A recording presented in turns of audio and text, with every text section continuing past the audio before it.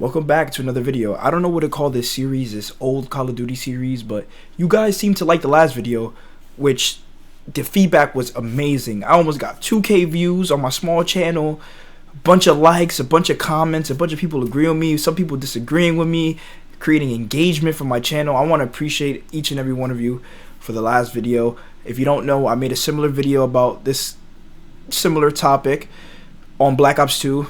So if you want to see that video, link in the description. I guess we could call this like a series where I go back to the old Call of Duties and see how they're doing. So today I went back to World at War. It is dead, but there's a caveat because it's dead. But I guess because of the less pool of people, there are way less modders on this than Black Ops 2. But there's another caveat. This game almost bricked my console. So there might be a clip playing in the background. I don't know. I don't usually sync the face cam with the gameplay. I just talk about how I feel about my experience, and I just have gameplay in the background to go along with it. I might be showing it right now. Who knows? Maybe I would have showed it before. Maybe I'll show it after. I don't know.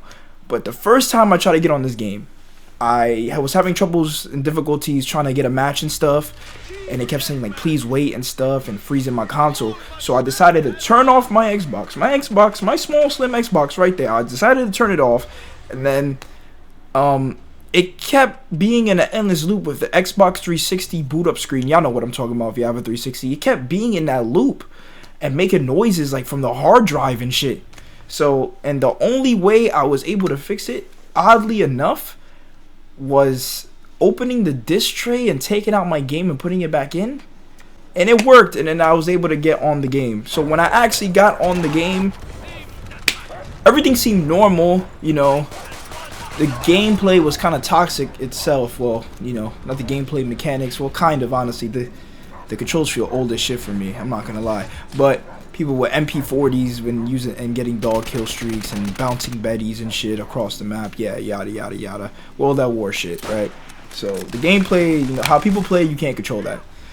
But everything seemed to be normal and fine until like I realized a little later. I felt like a dude was booting because I kept getting the connection interruption shit, and I know it's not my connection. So yeah, and I'm pretty sure if we get to this part of the gameplay, I don't know, I haven't even edited the gameplay. I'm recording this before I even edit the gameplay. Yeah, it's like it kicked me out of the lobby and like reloaded itself, and I'm pretty sure modders are the ones that do that, because it kicked me out, not only me but the whole lobby, and it reloaded the map. And I saw on the text where the kill feed is at, it says so and so's connected, so and so's connected, so and so's connected. So that was weird.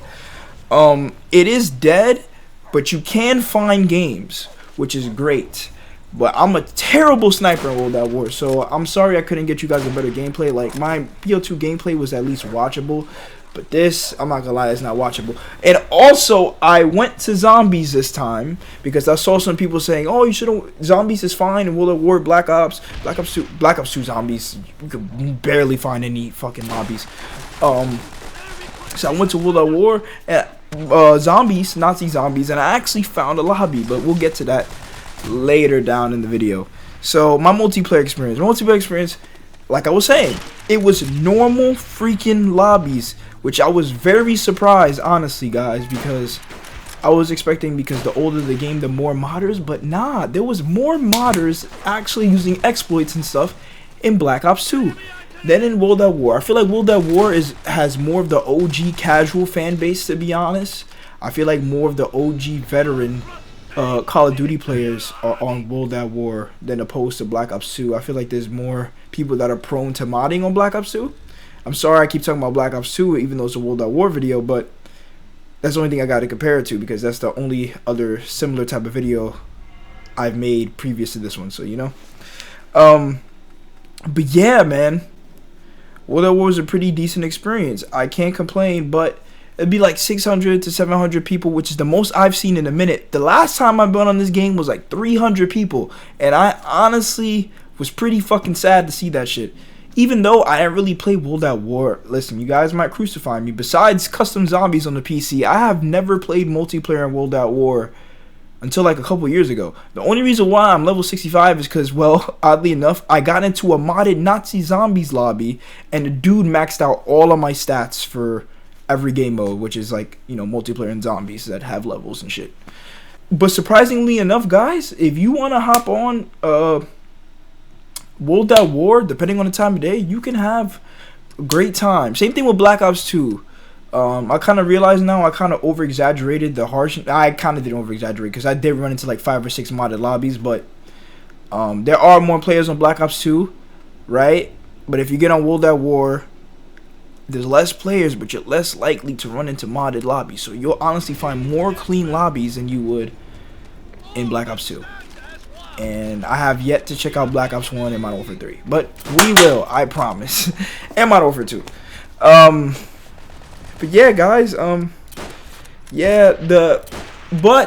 I have to say, for me personally, you know, this doesn't apply to everybody that watches this video. The connection for me was atrocious, and the hit registration. I'm not gonna lie, you probably see me missing a bunch of freaking shots with my sniper rifle, but there was sometimes the crosshair was on the enemy and it just wouldn't register. I don't know if that's just the gameplay itself, or if it's the connection, or it might be a little bit of both, and I'm garbage on top of that, so it does not help. But yeah, I was able to find clean lobbies, but I personally did not enjoy the gameplay because the way people were playing, and the controls kind of feel too clunky for me. I know some people are going to crucify me, the OG veterans of COD, but come on, give me a fucking break, dude. I was like 4 when this game came out. I did not touch this shit. But yeah, the game is clean itself, but the players play dirty. So be prepared for that. Yeah. But on to the zombie segment. So zombies, I got into a lobby, right? I got into a lobby in zombies, and it was a clean freaking lobby, but the connection was atrocious. It was absolutely horrible, absolutely terrible. But I had a dope ass time with my teammates. I went down on round 3. I know, it's pretty bad. I don't even know if I'm gonna show it, but I want y'all to know I went down on round 3, but my teammates had like 3 or 4 downs, and I ended up having like the least amount of downs, I guess, except for one teammate. I don't remember. But yeah, zombies is a listen. You want to go back to the OG zombies? You're good to go, honestly. It's a way better experience than the multiplayer. I gotta say that for sure, 1000%. A way better experience than the multiplayer. The multiplayer is rocky, bro, and the way niggas play is honestly annoying. That shit pisses me off. But zombies, you know, you're fucking up zombies, so who gives a fuck, right? Yeah, it was a good experience. I actually did not want to leave, but I had to cut the gameplay short because I had like almost 40 minutes of gameplay, and I did not want to go through all that shit.